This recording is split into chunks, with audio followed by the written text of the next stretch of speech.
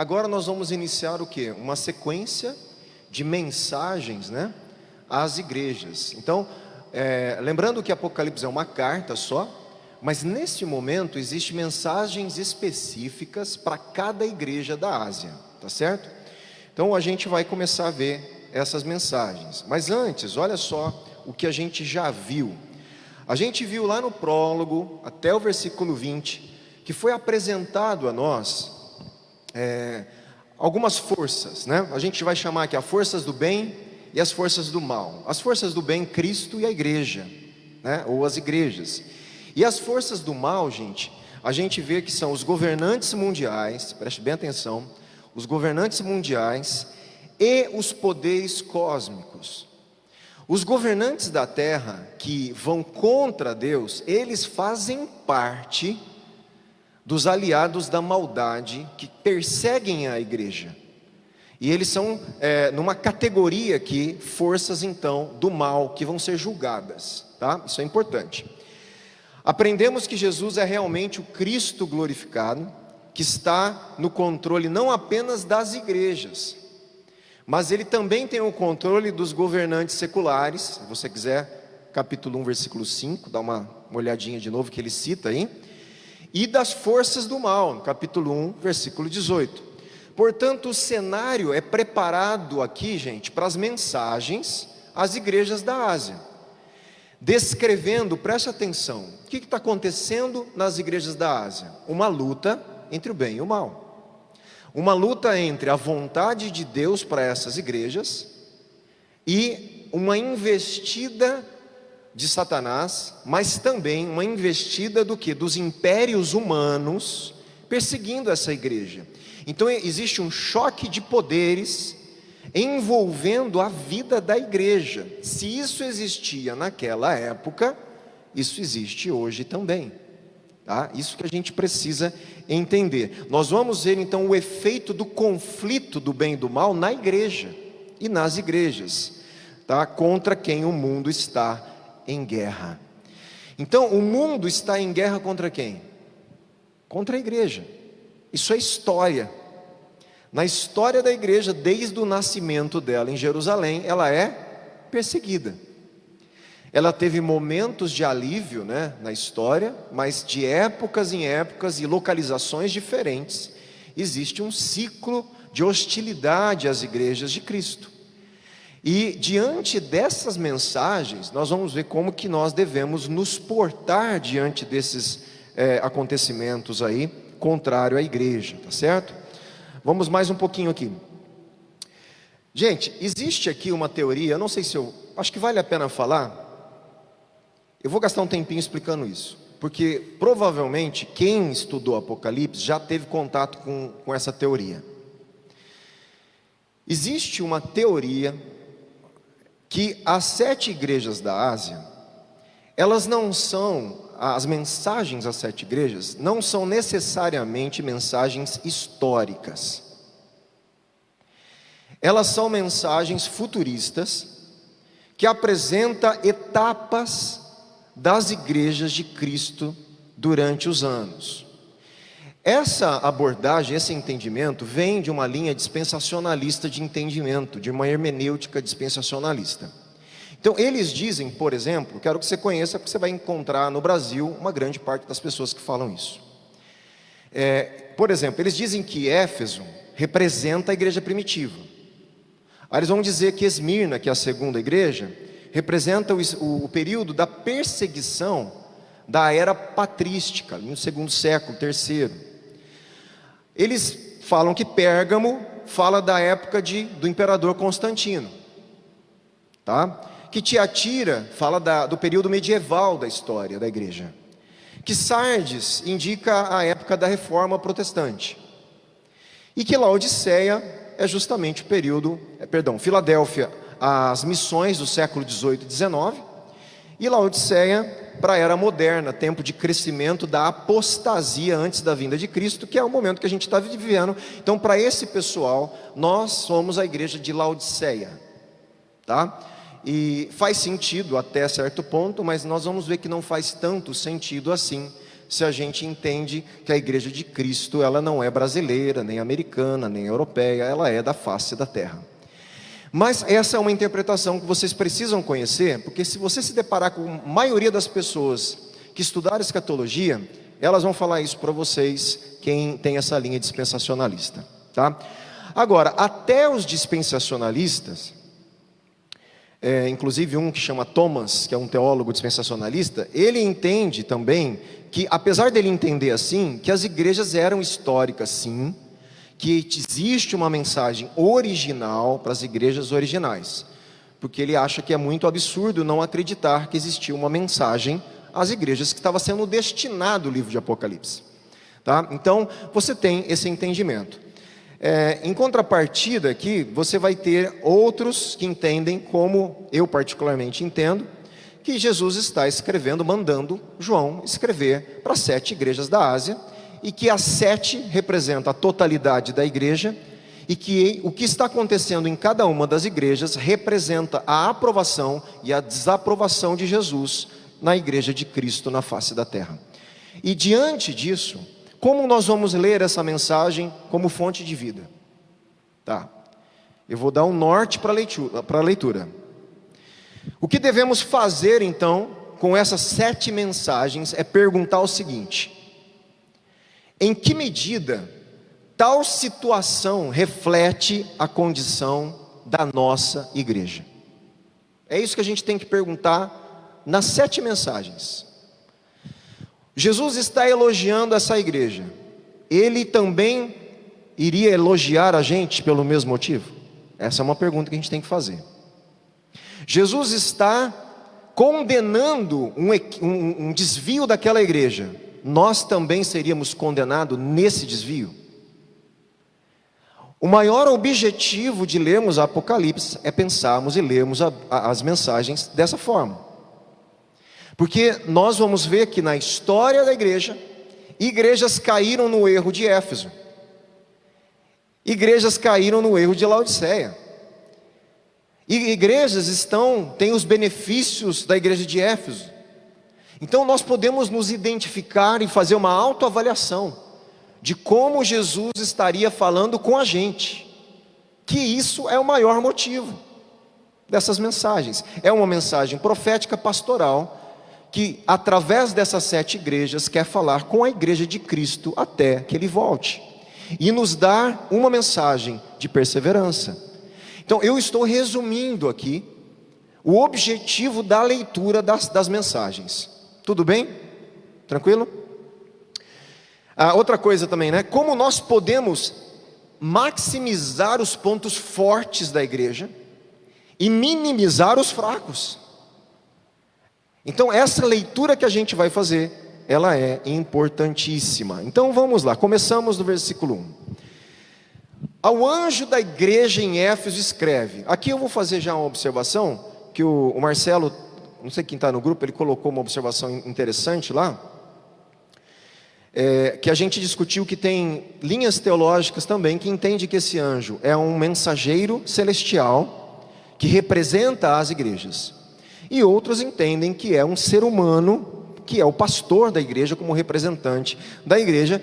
E outros entendem que existe uma mescla desses 2 representantes, como que se o reino celestial e o físico já tivesse meio mesclado, e tivesse sim um mensageiro celestial, mais um mensageiro humano. O Marcelo fez uma observação lá no grupo, que realmente é simples, mas é interessante, apesar de obviamente não resolver totalmente, porque se você colocar na mão de teólogos, eles sempre têm alternativas para explicações. E eu vou sugerir uma, Marcelo, preste atenção para a gente ver interessante. Mas é interessante a linha que colocou. O que ele colocou? Basicamente, me corrija se eu estiver errado, hein, você me ajuda a lembrar? Basicamente, que para o que ele colocou, anjos, mensageiros humanos. Por quê? Porque normalmente Deus não usa um ser humano para falar com o anjo. E aqui na carta nós temos uma mensagem que está passando por João, que deve ser também entregue ao anjo da igreja. Então é uma linha de raciocínio lógico. Espera aí, nós não vemos essa interação acontecer, né? Não existe essa interação. apesar de Apocalipse ter algumas coisas peculiares. Então, eu vou citar uma que é interessante aqui. Deixa eu ver se eu acho aqui, ó. Olha que coisa. Em 1 Coríntios 6, olha o que diz aqui no versículo 3. Paulo fala para a igreja de Corinto. Eles estavam tendo divisões, não sei se vocês lembram, problemas que eles tinham que julgar, questões internas, levaram para a justiça dos homens. Paulo fica bravo com ele, fala: peraí, vocês não sabem resolver o problema de vocês? Tem ninguém inteligente, sábio aí que pode julgar a situação? Tem que levar para juiz do mundo, né? E assim vai. E dentre essa argumentação de Paulo, olha o que ele fala: por acaso vocês não sabem que havemos de julgar os próprios anjos? Ele está falando que no ambiente escatológico, o ser humano salvo, em alguma dimensão, vai ter voz para julgar até mesmo os anjos.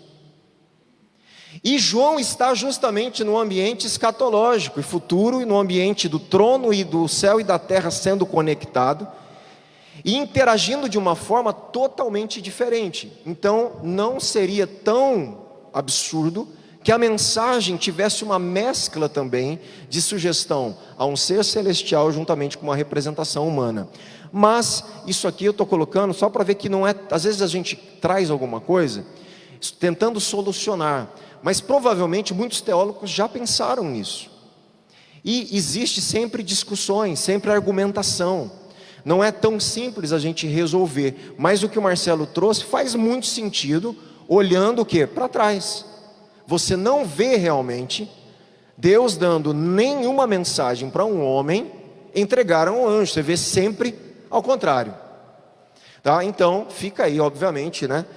A gente preferindo ou não que seja um mensageiro humano, fica aí a argumentação que o Marcelo trouxe, que realmente faz sentido aí. Ao anjo da igreja, então, independente aqui, a gente não sabe com exatidão, mas um mensageiro humano, ou os dois, mas existe realmente uma direção aqui. Ao anjo da igreja, em Éfeso, escreva. Vamos falar um pouquinho aqui de Éfeso, mas antes vamos ler aqui. Estas coisas diz aquele que conserva na mão direita as 7 estrelas, e que anda no meio dos 7 candelabros de ouro.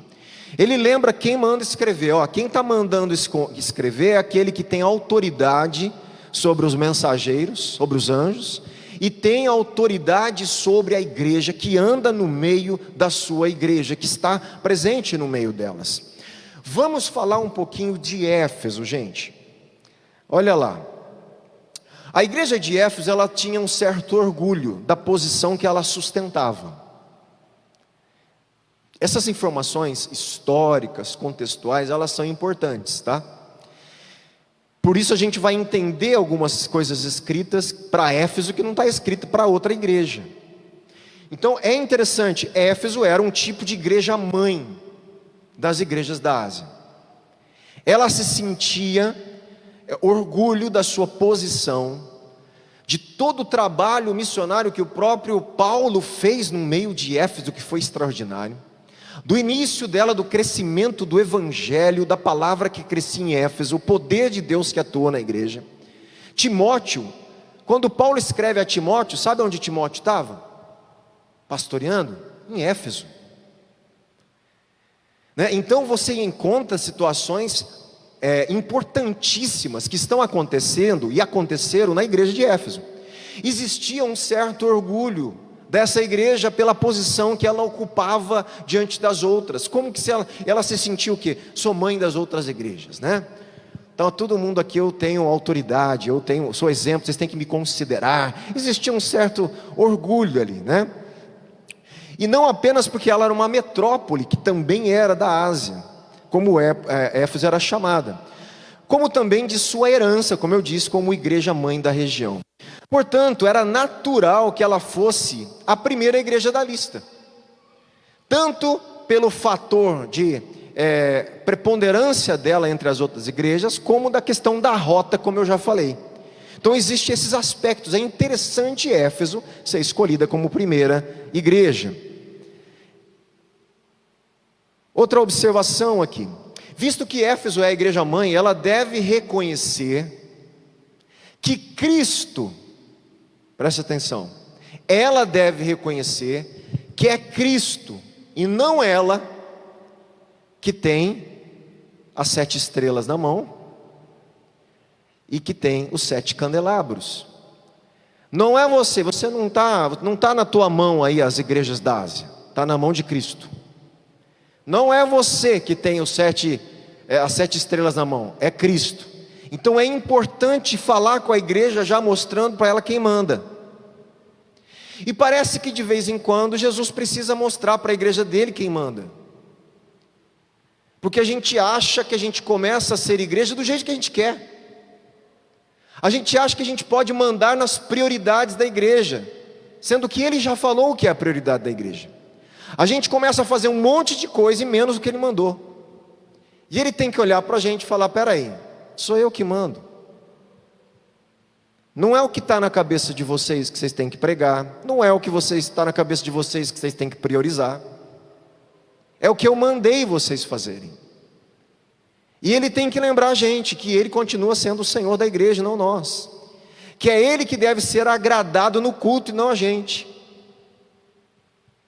Por incrível que pareça, ele precisa lembrar a gente disso, porque a gente esquece. E a gente começa a achar que a gente é dono da igreja. E a gente nem os pastores são donos da igreja. Nós somos líderes que ele coloca para representar o dono. Mas nós temos que fazer isso diante da consciência que vamos prestar conta com ele.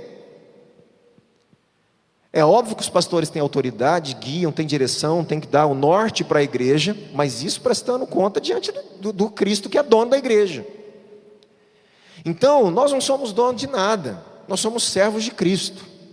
Ele é o dono da igreja e ele vai lembrar isso a gente, como está lembrando o Éfeso. Olha, quem está na mão direita aí, está na mão dele, não de vocês, viu? Vocês são a primeira igreja, é uma igreja importante, mas lembre, na mão de quem está as igrejas e os anjos de Cristo. Não há espaço para orgulho, pois apenas Cristo é soberano, não uma igreja, seja ela qual for. Essas mega igrejas aí também não são soberanas. O soberano é Cristo. A imagem de andando aí combina com a ideia, da preocupação pela igreja, a autoridade sobre ela. Cristo está entre seu povo e está zelando por ele, bem como vigiando o seu povo, Então, ao anjo da igreja em Éfeso, escreve: estas coisas diz aquele que conserva na mão direita as 7 estrelas e que anda no meio dos 7 candelabros de ouro. E olha o que ele começa falando: eu conheço as suas obras, conheço as obras que você realiza. Normalmente quando começa aqui, você vai ver pequenos padrões se repetindo, Tenho contra ti, ou conheço as suas obras. São padrões. Normalmente aqui, conheço as suas obras é uma aprovação, e tenho contra ti uma reprovação. Aqui ele está então introduzindo o que ele se agrada com a igreja de Éfeso. Vamos ver o que está acontecendo de bom na igreja e vamos ver se na nossa acontece, na nossa vida e na nossa comunidade. Conheço as obras que você realiza, tanto o seu esforço como a sua perseverança.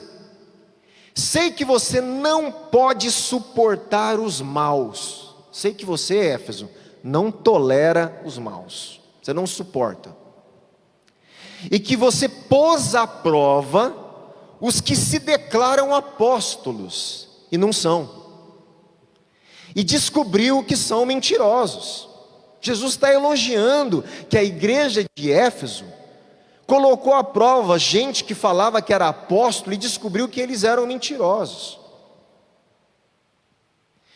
Você tem perseverança e suportou provas por causa do meu nome, sem desanimar, sem esmorecer. Vamos voltar aqui.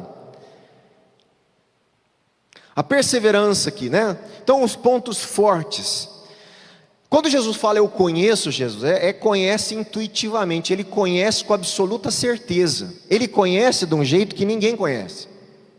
Quando ele conhece a igreja, ele conhece o pensamento, os sentimentos, o coração, as atitudes, os desejos, a prioridade. Ele conhece de verdade, de uma forma que nem o ser humano pode conhecer. Então é um conhecimento total, não humano, porque o ser humano não consegue fazer esse tipo de análise. Mas Cristo pode. Ele fala: eu conheço vocês, e eu sei que vocês aí, conheço as obras de vocês, né? Vamos esclarecer a palavra obra aqui em grego e no Apocalipse. A palavra obra em grego não são simplesmente boas obras, como a gente fala, só fez boas obras. Não, não é só isso, tá? Obras aqui tem referência a toda a caminhada cristã, toda a caminhada espiritual cristã, todo o trabalho, toda a obra, toda a atitude que vem da fé. Isso é considerado obras da fé. Então eu conheço a sua caminhada cristã. Jesus está falando, eu conheço aquilo que você faz, que vem da fé que você tem em mim. Eu conheço as suas atitudes, a sua obra, aquilo que você faz. Quando a gente lê a obra, a gente pensa, em caridade. Não é isso, também é. Tudo o que vem da fé, toda a obra que é fruto da verdadeira fé. A verdadeira fé produz verdadeiras obras. Uma verdadeira fé sem obras não é verdadeira fé, porque toda verdadeira fé produz obras que são consequências da verdadeira fé. A fé bíblica sempre diz respeito a atitudes que vêm da fé. Eu creio, mas você não faz nada que mostra isso, é uma fé esquisita. Não condiz com o que a Bíblia chama de fé. Você está me entendendo? É isso que eu quero que a gente entenda.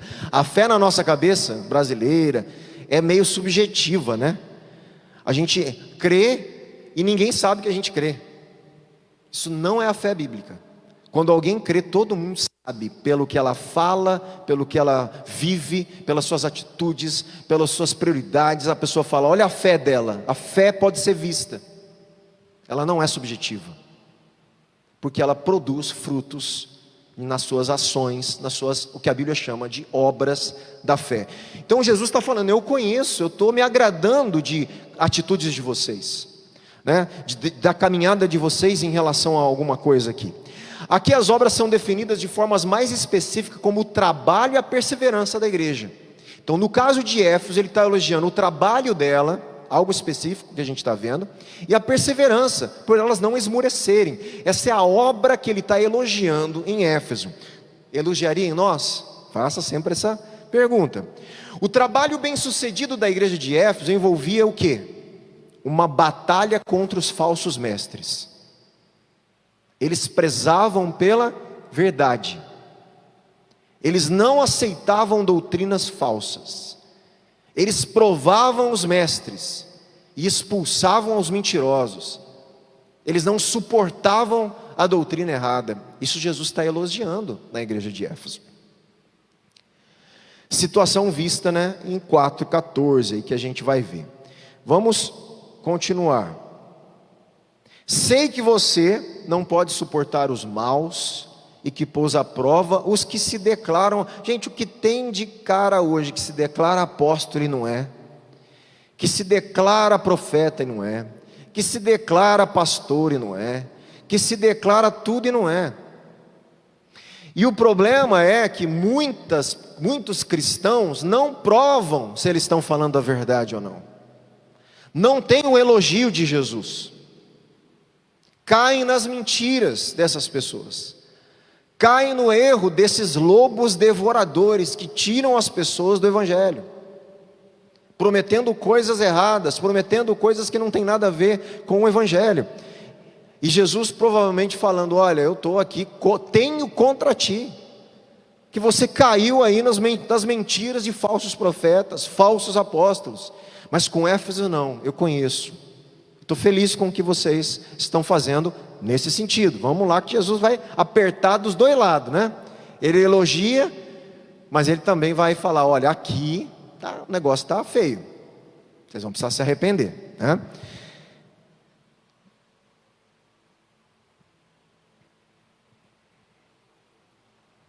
Deixa eu só ver, quando eu dou uma paradinha assim, só para ver se eu já falei todas as anotações, tá? Aqui é importante, vamos lá, se você quiser abrir comigo em Atos 20, olha que interessante aqui esse texto, versículo 29, quer ver?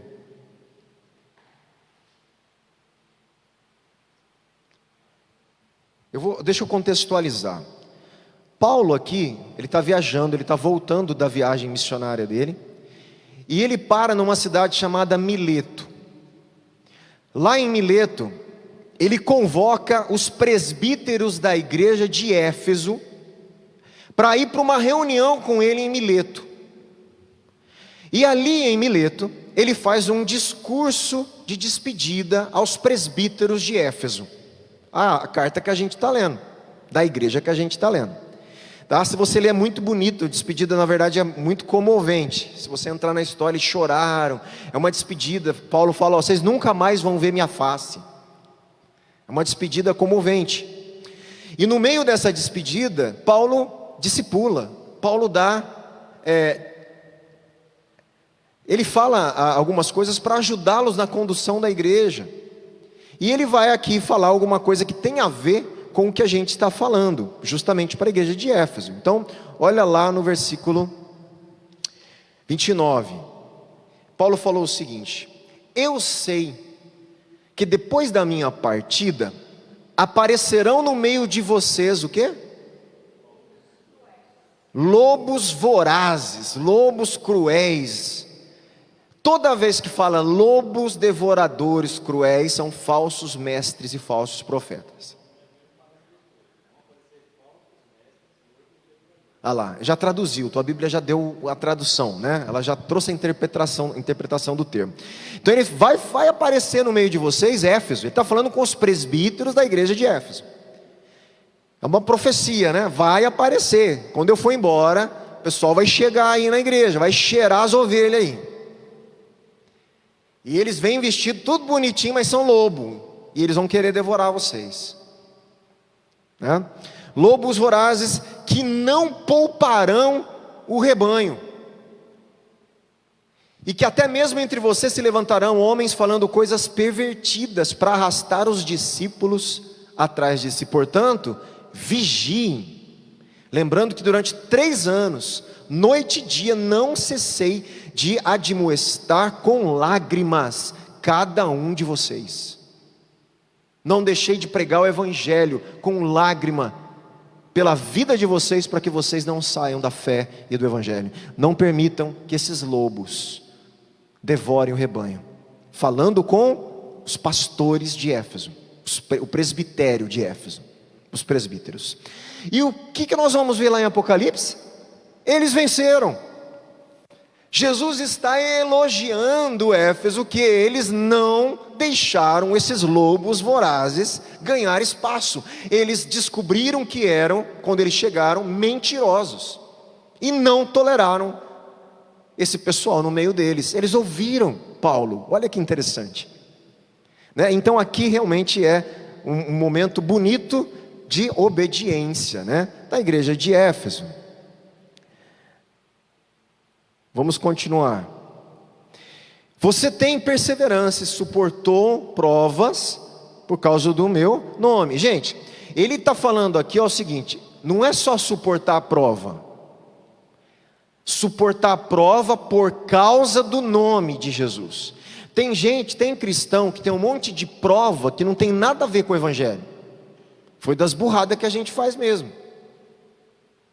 Ele não louva a gente pelas burradas e pelas provas que a gente passa, que foram decisões equivocadas nossas. Ele tem misericórdia da gente para ajudar a gente a sair delas. Aqui eles são louvados pelas provas que vieram por causa do evangelho.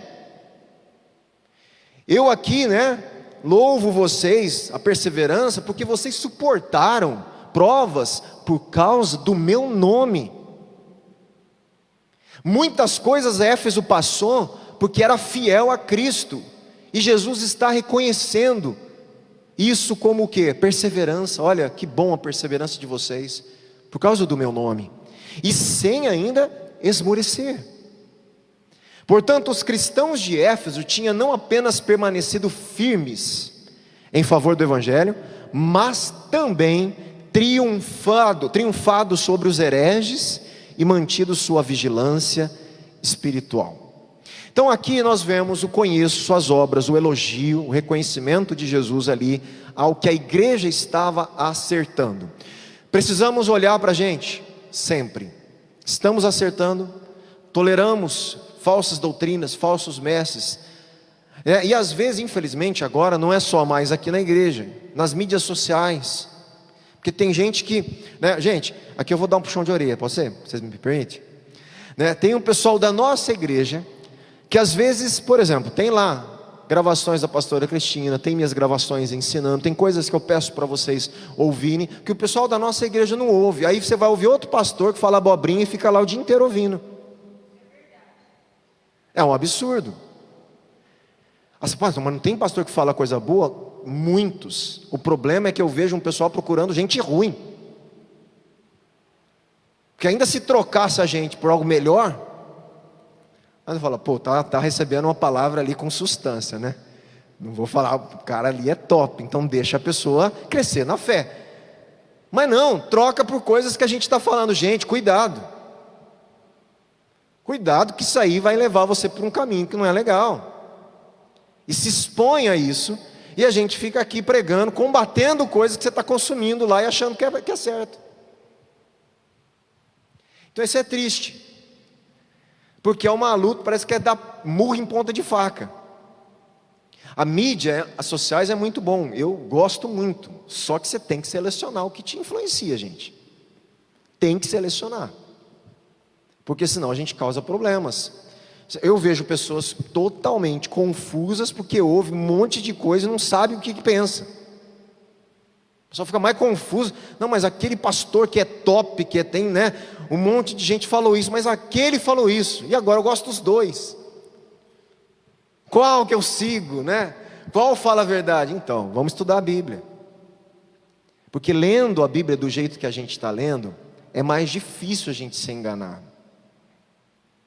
Gente, ler a Bíblia do jeito que a gente lê, Marcos inteiro, Atos inteiro, pegar o raciocínio do livro, a mensagem, entender toda a essência do livro, o propósito original do autor, para quem estava indo.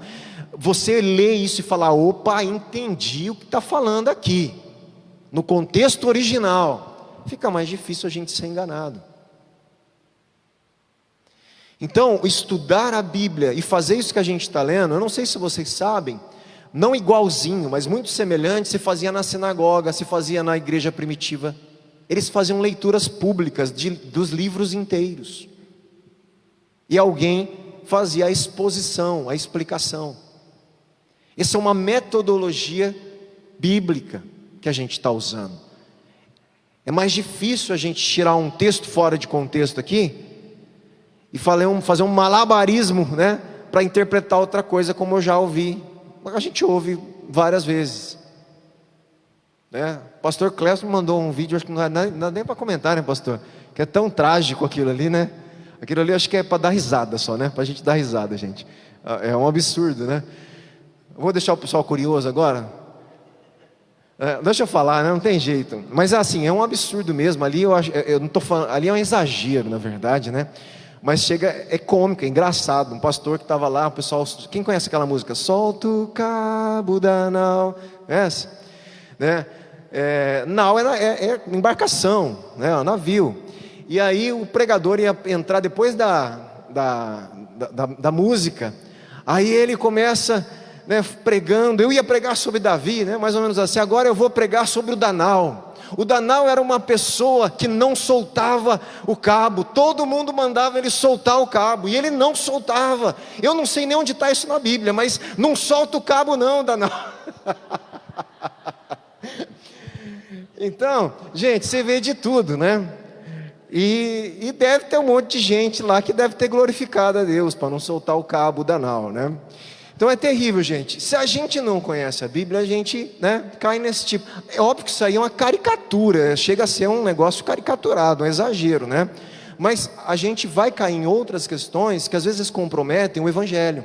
E aí é uma questão complicada. Então, fica aí Recebam com carinho, né? Um puxãozinho de orelha. É isso. Versículo 4. Agora ficou complicado. Tenho, porém, contra você o seguinte. Éfeso, igreja de Éfeso, você abandonou o seu primeiro amor. Poxa vida, né? Depois de um baita elogio, olha que bom que vocês seguem a verdade, não aceita heresia, vocês prezam pela verdade do Evangelho, sofreram por causa do Evangelho, vocês abandonaram aquele primeiro amor de vocês, e isso eu tenho contra vocês. Mas vamos ver aqui o que isso significa, tá?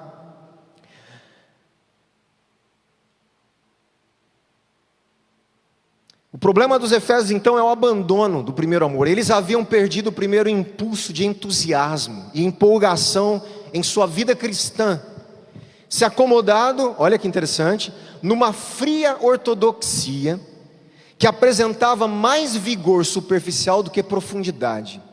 O que a gente pode ver? Eles eram pessoas que na lei, na estrutura do ensino, eram ortodoxos, corretos, mas aquele ensino não promovia mais uma obediência, uma devoção por Cristo na vida diária, do jeito que era no início. Então, o que Jesus está falando? Não basta vocês somente expulsarem a mentira, a heresia. Isso que vocês acreditam tem que promover uma vida de amor a Deus e aos irmãos que vocês perderam. Então, por exemplo, tem muita gente, muito teólogo, que tem a verdade, né, dele, ele prega a verdade, mas falta a devoção, falta aquela vida de amor a Cristo, ao Evangelho, às pessoas, ao discipulado, né, ao mandamento de ser igreja. E Jesus está falando, opa, não, o primeiro amor não pode perder também não. Tem outros que têm uma vida de devoção, mas comprometem a verdade o tempo inteiro, também não pode. Então você tem que caminhar junto, essa vida de devoção, né, de adoração, de piedade, de vida cristã no dia a dia, do cumprimento da missão, da pregação do Evangelho, do discipulado, juntamente com o estudo da palavra e a verdade, que você não pode de forma alguma abandonar. Fica claro que os efésios amavam mais a verdade do que a Deus ou do que uns aos outros. Amar a Deus sobre todas as coisas e ao próximo. Eles começaram a amar a doutrina verdadeira e deixaram o amor, o primeiro amor que eles tinham por Cristo e pelo próximo, um pouquinho mais abaixo do que a doutrina, e não pode ser assim. A doutrina verdadeira nos leva a uma vida de amor a Deus. A verdadeira teologia, ela nos leva a adorar a Deus, a amar a Deus, a cumprir a vida cristã de devoção. E aqui Jesus então vai falar, tenho porém contra vocês, vocês abandonaram o primeiro amor. Um outro teólogo diz assim, que eles não agiam mais como propagandistas da fé. Nós somos chamados para quê? Não somos anunciadores do Evangelho, proclamadores. Eles não mais proclamavam a fé, eles agora eram mais zeladores e guardiões. Vamos zelar a nossa doutrina, vamos zelar da nossa liturgia, vamos guardar. E Jesus está elogiando que é necessário guardar a verdade, mas não pode guardá-la só, você tem que anunciá-la. Ela não pode ficar presa aí numa represa sem vida. É um rio de água viva que flui e atinge outras pessoas. Vocês perderam aquilo que tinha lá no começo.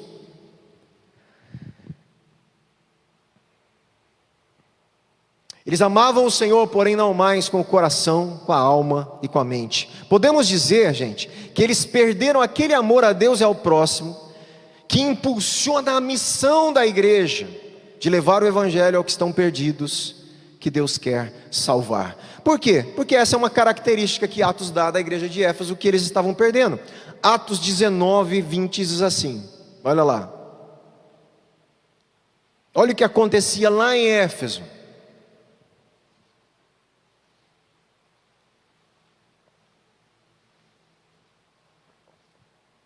Acharam aí? O que fala aí? Assim, a palavra do Senhor crescia e prevalecia poderosamente. O que eles estavam fazendo aqui? Pregando o Evangelho. Lá em Éfeso, a palavra do Senhor estava, toda vez que falava isso, está falando de alcance evangelístico. A palavra de Deus crescia, e como se a palavra tivesse vida realmente, através da boca da igreja. Ela cresce, ela alcança, ela salva. Ela está fazendo o seu efeito na comunidade em Éfeso, ganhando pessoas para Cristo, salvando o povo. E Éfeso provavelmente perde este primeiro amor, e a palavra de Deus não mais cresce como nos primeiros dias, ela só é preservada. Muito bom vocês preservarem a verdade, mas não perca aquele impulso da evangelização, do início de vocês. Não percam. Aquilo que vocês tinham não pode parar de forma alguma. O amor que foi esfriado, então, é o amor a Deus e ao próximo e a Cristo, porque Cristo tem uma ordem para a igreja: fazer discípulos, pregar o Evangelho. Meu irmão, eu estava conversando essa semana eu não lembro mais com quem eu converso, tanta gente assim que eu acabo não sabendo, mas a conversa eu lembro. E a gente falando o quê? Tem pessoas que têm crise, né? Qual é o meu chamado? Qual é o meu chamado? Qual é o meu chamado? Meu irmão, você não tem um chamado, você tem uma ordem. Quando nós não cumprimos a ordem, nós estamos desobedecendo, como Éfeso estava. Você tem uma ordem de pregar o Evangelho e fazer discípulos, não é um chamado, é uma ordem.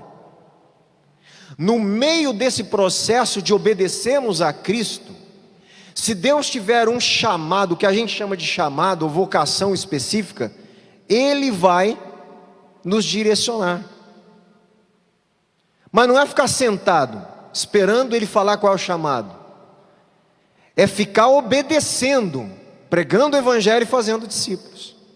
Enquanto obedecemos a missão que temos, aí Ele vai falar: olha, eu tenho um chamado para você também, para trabalhar numa questão social e representar a minha bondade em meio à sociedade, sem deixar de parar de pregar o Evangelho e fazer discípulos. Olha, eu quero que você faça isso lá na Europa. Você tem um chamado lá para um país da Europa, ou um país lá da Índia, né, na Índia, ou para a China. Aí Deus vai dar um chamado, que é o campo missionário específico, para a gente fazer o quê? Pregar o Evangelho e fazer discípulos.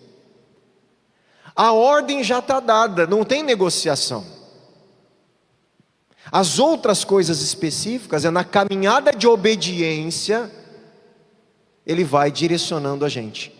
Se eu tenho que estar aqui, se eu tenho que estar ali, se eu tenho que fazer uma coisa aqui, se Deus vai me dar algo específico aqui, uma tarefa, alguma coisa, ir na casa de alguém, ajudar a igreja em tal coisa, entende? São coisas específicas, mas isso é no processo de andar em obediência, em cumprir a ordem que é para toda a igreja. Isso tem que ficar claro, e a gente precisa assumir isso como igreja.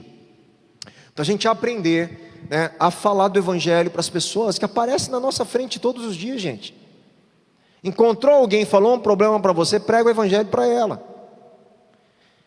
Encontrou alguém que falou alguma coisa de Deus, fala do Evangelho para ela. Aprenda a falar do Evangelho com a coisa mais facilidade da sua vida. Aprenda a falar, aprenda a abordar, treine em casa com seus filhos, né? Vira e mexe, eu vou pregar o Evangelho para os meus filhos. Uma vai ouvir uma, duas, três, quatro, cinco. Quantas vezes eu entendi que tem que ouvir de novo? Porque tem coisa que não entendeu, vai ter que ouvir de novo, ouvir de novo. Nós precisamos ouvir o Evangelho, porque o Evangelho traz vida. Ele não só nos salva, Ele nos enche da presença de Deus. Ele nos leva a essa vida de primeiro amor, que a gente precisa também. Então, lembra-te aí, ó, tenho contra Éfeso. E a gente? Como que a gente está nisso, né? Lembra-te, pois, de onde você caiu. Arrependa-se e volte à prática das primeiras obras. Eu vou encerrar por aqui, por causa do tempo, e a gente termina a semana que vem Éfeso e entra em Esmirna.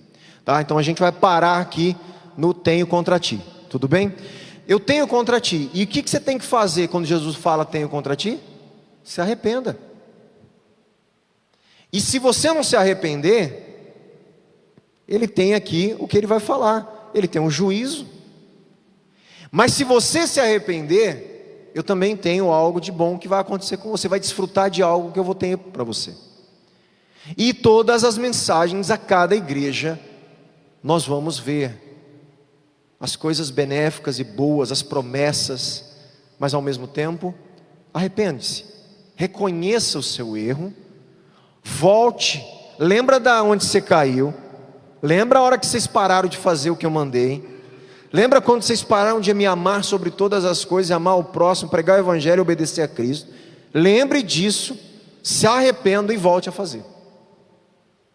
É isso, essa é a mensagem para Éfeso, que a gente faz um apanhado a semana que vem e inicia a igreja, né? A mensagem a Esmirna. Tá ok? Amém? Tudo bem? Tranquilo? Deu para entender o meu foco aqui com as mensagens? Sim?